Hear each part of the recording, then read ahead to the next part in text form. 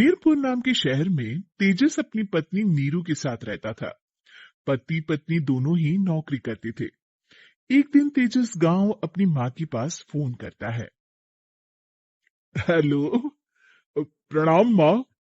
जीते रहो माँ। तुम दादी बनने वाली हो हैं? अरे वाह, ठीक है बेटा, मैं कल ही आती हूँ। जब माँ जी शहर पहुंची तो बेटे बहू ने बहुत अच्छे से स्वागत किया। लीजिए माँ जी, चाय। अरे गर्मा गर्म पकोड़े ले आओ माँ के लिए। नीरू रसोई में गई और 2 मिनट में ही पकोड़े ले आई। जी, ये लीजिए। बहू, जादू से बनाए हैं क्या? अभी तो रसोई में गई थी। यम्मी। माँ जी, शीला रसोई में पकोड़े तल रही है, मैं बस लेकर आई।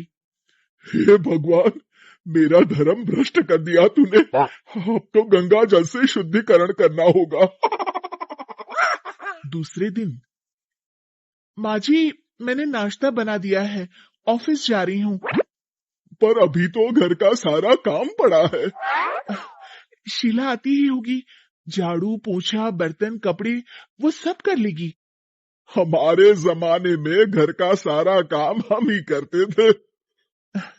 जी माँ जी, आप बहुत होशियार हैं, मैं घर ऑफिस दोनों नहीं संभाल पाती। तो जरूरत क्या है घर से बाहर जाकर चाकरी करने की? वैसे भी घर का काम खुद करने से घर में बरकत आती है, समझी? पर माँ जी।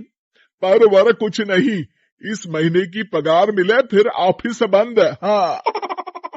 रात को नीरू तेजस से कहती है, सुनिए जी, माँ जी बोल रही थी कि मैं नौकरी छोड़ दूं। वैसे ठीक ही तो है, अभी तुम्हें आराम की जरूरत है। फिर भी आराम कहाँ, शीला को छुड़ाने के लिए बोल रही थी।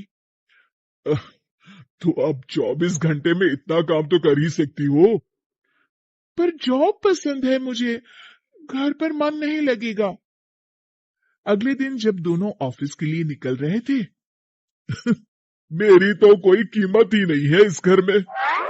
माँ जी, आजकल महंगाई बहुत है, रहन सहन भी बदल गया है, दोनों नौकरी करते हैं तभी ठीक रहता है। अच्छा, तू कहना क्या चाहती है? मेरा बेटा तुझे बिठा के खिला नहीं सकता? तू ही इस घर का खर्च चला रही है, हैं? नहीं माँ जी, मेरा वो मतलब नहीं था। मतलब खूब समझती हूँ, ये बाल धूप में सफेद नहीं किए मैंने। हाँ। अब तो ये रोज का काम हो गया था। तेजस भी रोज की झिकझिक से परेशान हो गया था। एक दिन उसने कहा, नीरू, वैसे भी तुम्हें मैटरनिटी लीव मिलने वाली है, तो अभी से ही छुट्टी ले लो। पर क्या, मेरी सैलरी अच्छी खासी है। आखिर नीरू ने रिजाइन कर दिया। जब बच्चा हुआ तो घर में सब बहुत खुश हुए। कुछ दिनों बाद तेजस फाइल देख रहा था। क्या हुआ तेजस, कुछ परेशान लग रहे हो? अब हाँ, वो हमारी जितनी सेविंग्स थी वो तो हॉस्पिटल में और छठी के फंक्शन में खत्म हो गई है नीरू।